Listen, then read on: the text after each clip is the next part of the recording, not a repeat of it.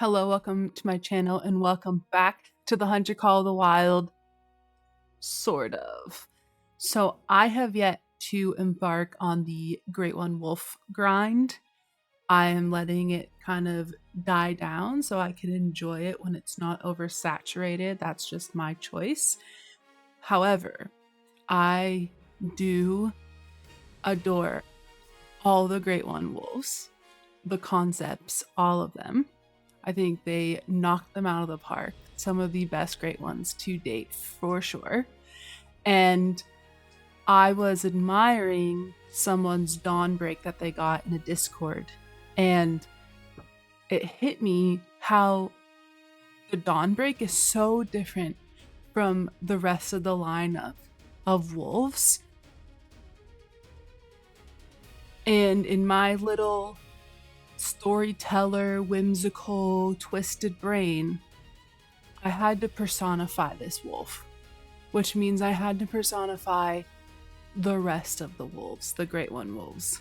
So I was imagining what Dawnbreak and the rest of the wolves, how they would interact with each other, how they would relate to each other, what they would be like if they were in a Disney movie or in a cartoon or some sort of like epic tale.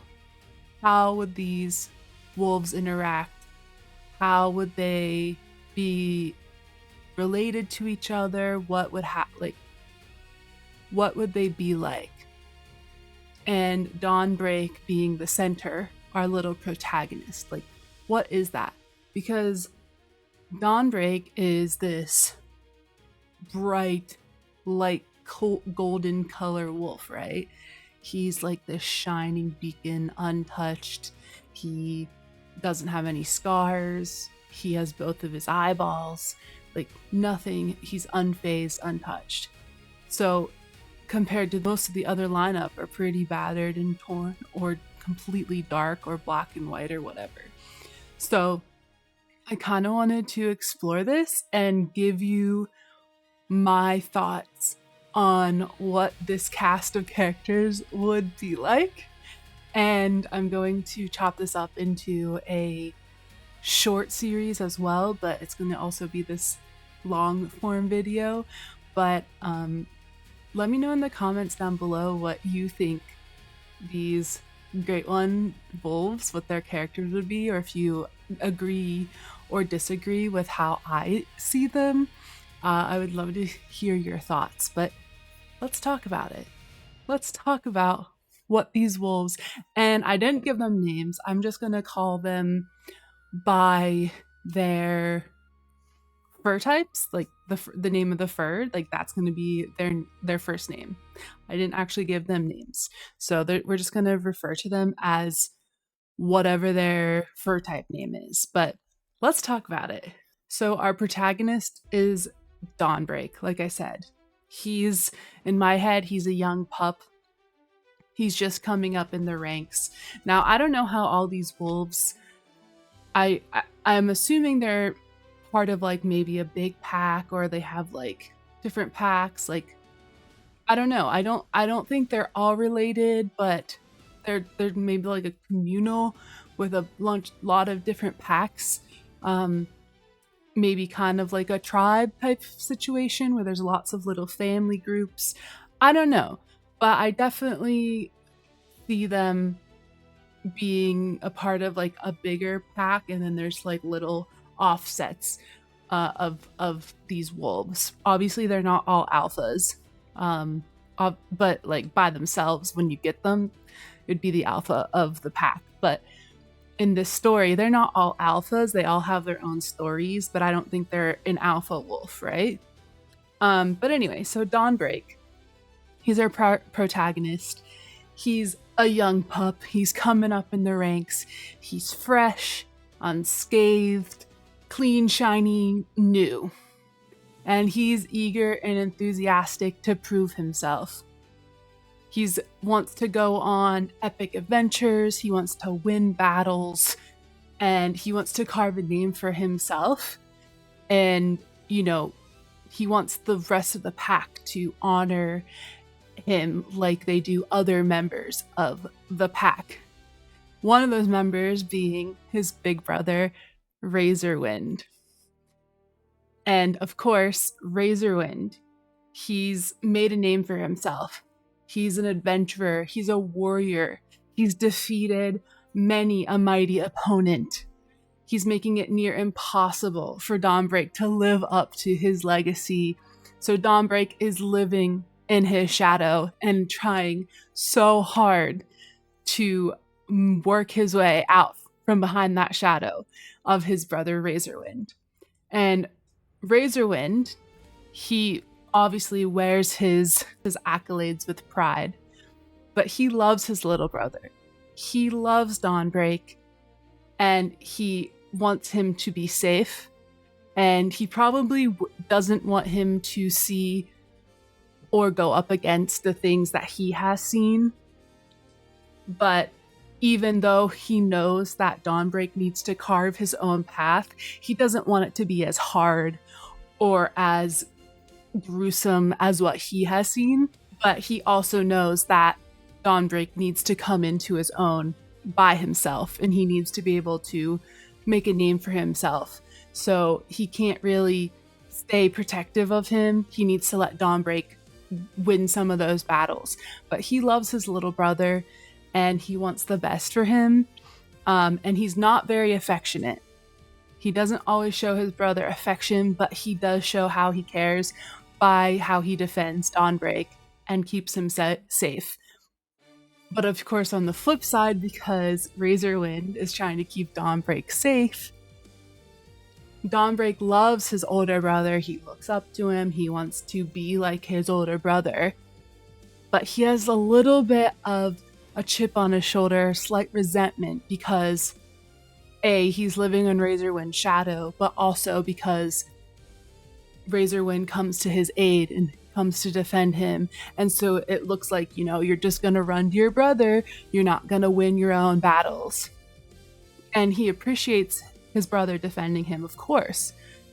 But he needs to be able to not have Razorwind beat up anyone bullying him, or he needs to be able to fight and win his own battles, because he's not always going to have Big Brother there to defend him. He's going to sometimes be on his own. And whenever Razorwind steps up and defends Dawnbreak, it makes Dawnbreak feel small. It kind of reminds him of his place, and that he still has so far to go to get out of that shadow that he's living in. And so he really wants to grow and learn away from his brother as much as he loves him, just so he can make a name for himself and so he can win his own battles. Like most stories, Dawnbreak needs an ally, and he is not alone in trying to fight and break free from living in his older brother's shadows. His best friend is Vanguard, and Vanguard is in the exact same position, except his brothers are far worse. Vanguard is the younger brother of the twins Gravehide and Hollow, and there's no love there. It's just forced alliance because of them being blood. It's like they only keep each other alive because of the bloodline. There's no actual love. And Vanguard, originally, he wanted so badly to impress them, to live up to them. And so he did terrible things to try to impress them. Horrible things, cruel things. And then he finally realized that Gravehide and Hollow were only impressed with how far he was willing to go to impress them, rather than impressed with him. And they only loved the cruelty that he was inflicting, not actually him doing it. So he's trying so hard now and wants so badly to free himself from his brothers completely, because they are just so bad and they forced him to do such terrible things for all the wrong reasons. Because deep down, Vanguard is a good wolf, and he only did those things because he knew that his brothers would be impressed, but they weren't even impressed because it was him. They were just impressed that someone was willing to do that for them. Vanguard decided he was going to choose himself and be who he wanted to be and not who his brothers wanted or expected. And he and Dawnbreak were instant friends. They bonded over the struggle of getting out of their brother's shadow and that struggle and to carve their own path. Of course, Dawnbreak has the support of his older brother who wants him to do well, whereas Vanguard, his brothers, Gravehide and Hollow, couldn't care less. They couldn't care less what their brother dies. Whoa, that was a Freudian slip. They don't care what their brother does. He could die, and they wouldn't care because they're only self-serving, and they only care about what helps them and what they get out of situations. However, Gravehide and Hollow also despise Dawnbreak because he's Razorwind's little brother. And Vanguard, being Dawnbreak's friend, was like the lowest blow that he could have dealt to Gravehide and Hollow. So they completely distance themselves. They don't associate with Vanguard anymore.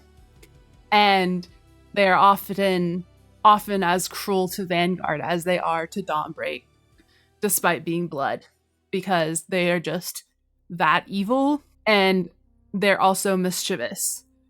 So they often deal with dark magic and cruelty.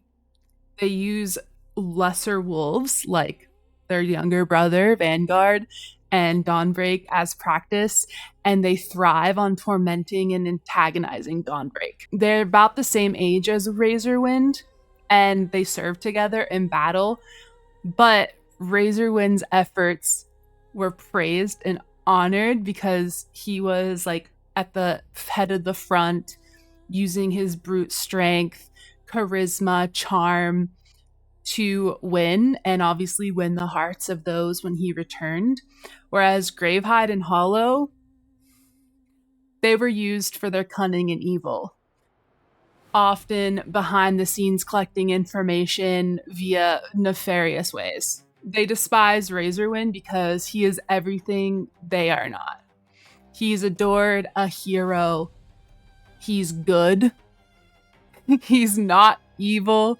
He does good for the betterment of everyone, and he's not self-serving. He's not selfish, and he gets whatever he wants. And the only way that they can mess with Razorwind, since he would defeat them easily, is by messing with Dawnbreak, which often means they mess with Vanguard, but because he's turned out to be a disappointment, they don't care. So this is kind of like if we were speaking in Disney terms, they're like Scar / the hyenas messing with Nala and Simba, and Vanguard's kind of like Kovu in the second Lion King. That's how I would describe this. And obviously Razorwind is like Mufasa, and then he's got his little brother type of thing. I didn't see the Mufasa movie, so I don't think Dawnbreak's going to become Scar. Anyway, of course, on the opposite spectrum, going into the other wolves in the lineup, there are the other brothers, Scarborn and Battlethorn. And these guys are probably like a few years older than Razorwind and the twins, I would say. Maybe like a decade older, I don't know. But they've obviously seen battle, and they are heroes. They're someone that Razorwind and most of the other enthusiastic young wolves look up to and aspire to be as valiant as them one day. Scarborn and Battlethorn, they often keep to themselves because of everything they've been through and seen. They don't really want to talk much. They don't have a lot to say. But they aren't mean. Like, they're good dudes, obviously. They're gruff, rough around the edges, and they've seen some shit. So people usually like stay out of their way and don't mess with them. And they often will give tough love, and they don't take shit from anyone. But they are fun drinking buddies. because they have epic stories to tell if you get them drunk enough. And they're just living legends. And most of the young wolves, like I said, look up to them and dream of living half the epic lives that these two have lived. Because of everything they've seen, they definitely do harbor some darkness and danger. They seem a little dangerous, which even Gravehide and Hollow can even respect, just because they know not to mess with them, that no one's going to touch that. Of course, this brings us to Frostbite, whom to me is the wizened, older, elder wolf. He's like the father figure, maybe like some sort of head of the pack, maybe the alpha. And he, I think, has definitely seen battle, but I think he's been more of a commander. Like maybe he worked up from the lowest rank up into command, and he's not as scarred up as Battlethorn and Scarborn, but I think he's definitely seen some battle, seen some things in his day, but he has a soft spot for the younger wolves, them trying to find their place, and is kind to Dawnbreak and Vanguard. And Frostbite has a heart of gold, but he also gives tough love, knowing that the young wolves can't be coddled and need a swift kick in the ass to give them a start in life. Because he's like a valiant, wise older man, he despises Gravehide and Hollow because of how evil they are for no reason. But he really can't do anything about it because they earn their spot and their stay, since they also did time, even though he finds how they conduct themselves as disturbing and grotesque. He can't get rid of them. Because he can't get rid of them, he makes sure that he's a safe space for those lesser wolves like Dawnbreak and Vanguard, so they can use him as kind of like a shield to escape their clutches, even if it's just pulling them to the side or whatever when they're being harassed by the twins. And of course, Frostbite is just respected all around, and his say with the pack is the final say. So he makes all of the big decisions, especially, and probably like is some sort of leader, like I said, like the alpha or something. And that leaves my favorite, which is Twin Soul. And to me, he's another wizened one, but we're not sure how old he is. I feel like he's young and old at the same time. He's yin and yang. He's not good and evil. He's just kind of like the balance between both. And to me, he's kind of like Rafiki. He's the mystic. He's all-seeing. He dabbles in evil and good magic. And he knows the past. He can see the future. He gives advice. But it's often in riddles because he wants the young wolves, to be able to find out their life and what he means on their own and not give it away so easily. He helps the young wolves find their purpose and guides them, even if it is by riddles. And to me, he exists in a different plane, kind of like Grandmother Willow, like that trope. They don't know where he came from. His lineage is unknown, whether he's always been here, if his family is a long line of mystics. No one really knows. He's just there, and he's always been there, or someone of his kind has always been there, giving advice, leading, being like kind of the right-hand man to Frostbite or whomever is the leader of the pack. And no one knows why he was bestowed such knowledge or power, but he's respected and protected, and he can harness all kinds of magic, and he often helps to counteract whatever evil magic that Gravehide and Hollow use, and he keeps it at bay so they can't use it against those other wolves in the pack. So that has been my breakdown of how I envision all 9 of the Great One wolves, how I think their personalities would be and how I think they would interact with each other. Like I said, let me know in the comments down below what you think the Great One Wolves would be like. If you agree with me, disagree with me. I have a feeling that there's going to be some disagreements. I'm definitely super interested. And I thought this would just be something fun, a little fun twist on the Great One Wolves, especially since I'm not currently shooting wolves. I'm not doing the grind yet. So this was how I can kind of dip my toesies into the Great One Wolf talk without doing the grind. So I hope you enjoyed it. Thanks so much for watching. Have a good one. Bye.